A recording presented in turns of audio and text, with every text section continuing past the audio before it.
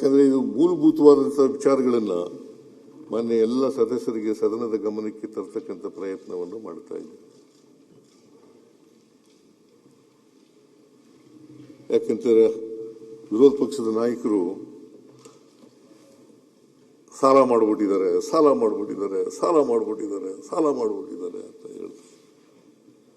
Oxygen ಮೇಲೆ ನಿಂತಿದೆ ಈ ಸರ್ಕಾರ, ಸಾಲದ ಆಕ್ಸಿಜನ್ ಮೇಲೆ ನಿಂತಿದೆ ಸಾಲ.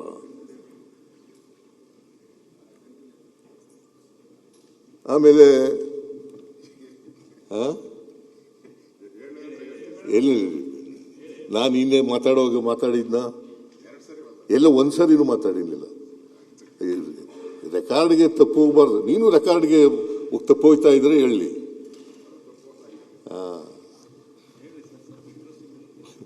ಇಂಟ್ರೆಸ್ಟಿಂಗ್ ಏನು ಬೇಡ, ನಾವು ಹೇಳೋದೇ ಇಂಟ್ರೆಸ್ಟಿಂಗು, ನೀವು ಕೇಳೋದೇ ಇಂಟ್ರೆಸ್ಟಿಂಗು. ನಾನು ಮಧ್ಯದಲ್ಲಿ ಮಾತಾಡಿದ್ರೆ ಏನಾಗ್ಬಿಡ್ತದೆ, ದಾರಿ ತಪ್ಪಿಡ್ತೀನಿ. ಇಲ್ಲ ಪಕ್ಕದಲ್ಲೆಲ್ಲ ಇರೋರೆಲ್ಲ ಪಾಪ ದಾರಿ ತಪ್ಪಿಟ್ಟು ಕಾಣೆ ಆಗ್ಬಿಟ್ಟಿದ್ದಾರೆ. ಅವರು ಎಲ್ಲಿ ಹೋಗಿದ್ದಾರೆ, ಎಲ್ಲಿ ಹುಡುಕ್ಬೇಕು, ಅವ್ರನ್ನೆಲ್ಲ ಬ್ಯಾಟ್ರಿ ಹಾಕೊಂಡು ಹುಡುಕ್ಬೇಕು, ಆ ಸ್ಥಿತಿಗೆ ತಂದಿದ್ದೀರಾ. ನಿನಗೆ ದಾರಿ ತಪ್ಪಿಸಿದ್ದೀನೇನಪ್ಪ, ನನ್ನ ಸ್ನೇಹಿತ ಅಂತ ಹೇಳಿದಿರಲ್ಲ, ತಪ್ಪಿಸಿಲ್ಲ. ನಿನಗೆ ದಾರಿ ತಪ್ಪಿಸೋ ಪ್ರಶ್ನೆನೇ ಇಲ್ಲ. ವಿರೋಧ ಪಕ್ಷದ ಯಾರಿಗಾರು ದಾರಿ ತಪ್ಪಿಸಿದ್ದೀನಿ ಅಂದ್ರೆ, ಯಾರಿಗಾರು ದಾರಿ ತಪ್ಪಿಸಿದ್ದೀನಿ ಅಲ್ಲ, ಯಾರನ್ನ ತಪ್ಪಿಸ್ಬೇಕು ಅವ್ರನ್ನ ತಪ್ಪಿಸಿದ್ರೆ, ಯಾರಿಗೂ ತಪ್ಪಿಸ, ಯಾರನ್ನ ತಪ್ಪಿಸ್ಬೇಕು ಅವ್ರು ಕರೆಕ್ಟ್ ಅಧ್ಯಕ್ಷರೇ ದಾರಿ ಕಾಣದಾಗಿದೆ ಅಂತ ಹೇಳ್ಬಿಟ್ಟು ದೇವಸ್ಥಾನಗಳು ಸುತ್ತಾವ್ರೆ ಎಲ್ಲ ಕಡೆ ಬಗ್ಗೆ. ಅದೇನಾದ್ರು ಆಗಿದ್ರೆ ಮಾನ್ಯ ವಿರೋಧ ಪಕ್ಷದ ನಾಯಕರು ಬೇರೆ ಯಾರಿಂದೋ ದಾರಿ ತಪ್ಪಿಬಿಟ್ಟಿದ್ದಾರೆ.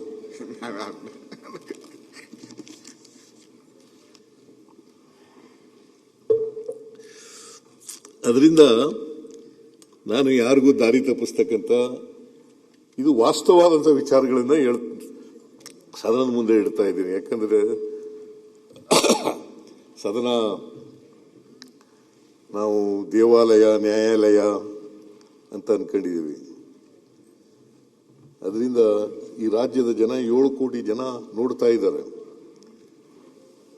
ಅದರಿಂದ ದಾರಿ ತಪ್ಪಿಸ್ತಕ್ಕಂಥ ಪ್ರಶ್ನೆನೇ ಇಲ್ಲ, ಯಾರಿಗೂ ದಾರಿ ತಪ್ಪಿಸ್ತಕ್ಕಂಥ ಪ್ರಶ್ನೆ ಉದ್ಭವ ಆಗದೇ ಇಲ್ಲ.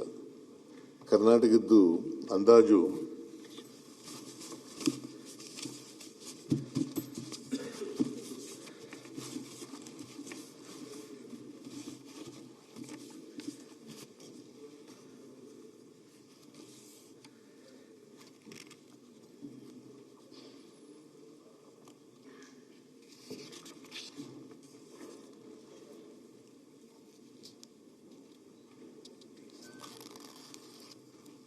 ಅದರಿಂದ ನಾವು ಏನು ಫಿಸ್ಕಲ್ ರೆಸ್ಪಾನ್ಸಿಬಿಲಿಟಿ ಆಕ್ಟ್ ಅದೇನು ಮಾರ್ಗಸೂಚಿಗಳನ್ನು ಹೇಳ್ತದೆ, ಮಾನದಂಡಗಳನ್ನು ಹೇಳ್ತದೆ, ಆ ಮಾನದಂಡಗಳ ಒಳಗಡೆನೆ ಇದ್ದೀವಿ. ಇವತ್ತಿನಿಂದಲ್ಲ, ನಾನು 94-95ರಲ್ಲಿ ಹಣಕಾಸಿನ ಮಂತ್ರಿ ಆದೆ. 94-95 ಅವತ್ತಿನಿಂದ ಇವತ್ತಿನವರೆಗೆ ನಾನು 17 ಬಜೆಟ್ ಮಂಡಿಸಿದ್ದೀನಿ. 17 ಬಜೆಟ್ಗಳಲ್ಲಿಯೂ ಕೂಡ ಸಾಧ್ಯವಾದ ಮಟ್ಟಿಗೆ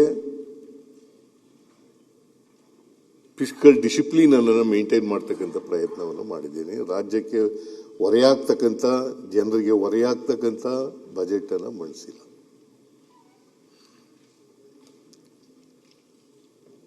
ರಾಜ್ಯದ ಹಿತ ಬಹಳ ಮುಖ್ಯ,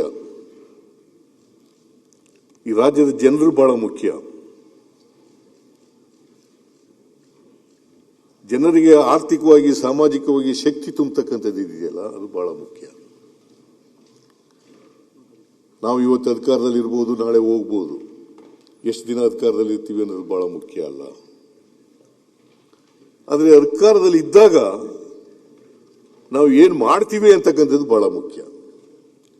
ಈ ರಾಜ್ಯದ ಬಡವರಿಗೆ, ದಲಿತರಿಗೆ, ಹಿಂದುಳಿದವರಿಗೆ, ಅಲ್ಪಸಂಖ್ಯಾತರಿಗೆ, ಕಾರ್ಮಿಕರಿಗೆ, ರೈತರಿಗೆ, ಮಹಿಳೆಯರಿಗೆ, ಇವ್ರಿಗೆ ಏನು ಮಾಡ್ತೀವಿ ಅನ್ನೋದು ಬಹಳ ಮುಖ್ಯ. ಸಾಮಾಜಿಕ ನ್ಯಾಯ ಮಾಡಿದ್ದೀವೋ ಇಲ್ವೋ ಅಂತಕ್ಕಂಥದ್ದು ಬಹಳ ಮುಖ್ಯ. ಅವರಿಗೆ ಆರ್ಥಿಕವಾಗಿ ಸಾಮಾಜಿಕವಾಗಿ ಶಕ್ತಿ ತುಂಬಿದೀವೋ ಅಂತಕ್ಕಂಥದ್ದು ಬಹಳ ಮುಖ್ಯ. ನಿರ್ಭೀತ, ನಿಷ್ಪಕ್ಷಪಾತ, ವಿಶ್ವಾಸಾರ್ಹ ಸುದ್ದಿಗಳಿಗೆ ಮತ್ತೊಂದು ಹೆಸರಾಗಿರುವಂತ News18 ಕನ್ನಡ ಈಗ ಆಪ್ನಲ್ಲೂ ಲಭ್ಯವಿದೆ. ದಯವಿಟ್ಟು ಇಲ್ಲಿರುವಂತ QR ಕೋಡ್ ಸ್ಕ್ಯಾನ್ ಮಾಡಿಕೊಂಡು ಆಪ್ ಡೌನ್ಲೋಡ್ ಮಾಡೋದಕ್ಕೆ ಮರಿಬೇಡಿ. ನಿಮ್ಮ ಬೆಂಬಲ ಹೀಗೆ ಸದಾ ನಮ್ಮೊಂದಿಗಿರಲಿ. ಧನ್ಯವಾದ.